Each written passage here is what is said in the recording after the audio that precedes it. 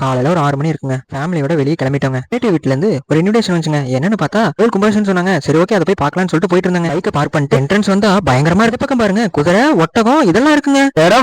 அப்படிங்கிற மாதிரி கேரளா சண்டாலாம் வச்சிருந்தாங்க. அப்படியே முன்னாடி ஒரு வணக்கத்தை போட்டு இந்த பக்கம் போனா, தம்பி அது அன்னதானம்னு சொல்லிட்டாங்க. ஓ சரி ஓகே, வந்ததுமே அன்னதானத்துக்கு போனா அசிங்கமா போயிடுன்னு சொல்லிட்டு ஃபர்ஸ்ட் போய் சாமி கும்பிட்டு வந்துடலான்ட்டு அங்க போயிட்டாங்க. நாங்க வந்திருக்க கோயில் ஸ்ரீ கன்னிமா திருக்கோவில் நந்தவனம்ங்க. இங்க பாருங்க யானை இருக்குங்க. சரி யானைக்கு ஒரு வணக்கத்தை போட்டு சரி நாங்க யாகசாலைக்கு போயிட்டேன். ஒரு ஃபேன் இருக்கும் பாருங்க, ஒரு பாட்டி பந்தத்தை வச்சுட்டு கிராஸ் ஆகும் பாருங்க, கண்ணிலே எல்லாத்தையும் போட்டு போயிருச்சுங்க. யாகசாலை ஒரு சுத்தி எடுத்தது என்ன, நம்ம வந்த வேலையை பாப்போம்னு சொல்லிட்டு வெயிட்லாம் லூஸ் பண்ணிட்டு சாப்பாட்டு இடத்துக்கு போயிட்டேங்க. போய் ஒரு நல்ல தட்டமா எடுத்தீங்கன்னா இருக்கான்னு பார்த்துட்டு நம்மளுக்கு சோறு தான் முக்கியம் சொல்லிட்டு என்னென்ன வைக்கிறாங்கன்னு பார்த்தா, பொங்கல், ஒரு போண்டா, ஒரு அப்பளம், ஒரு பொரியல், அதுக்கப்புறம் ஒரு கூட்டத்துல சாப்பாடு, அப்புறம் கடைசியா சாம்பார். இதெல்லாம் வாங்கிட்டு போய் டேஸ்ட் பண்ணி பார்க்கலாம்னு சொல்லிட்டு பிரதர் ஒவ்வொன்னா எடுத்து வச்சுட்டு பார்த்துட்டு இருக்கும்போது அப்பளம் போச்சு.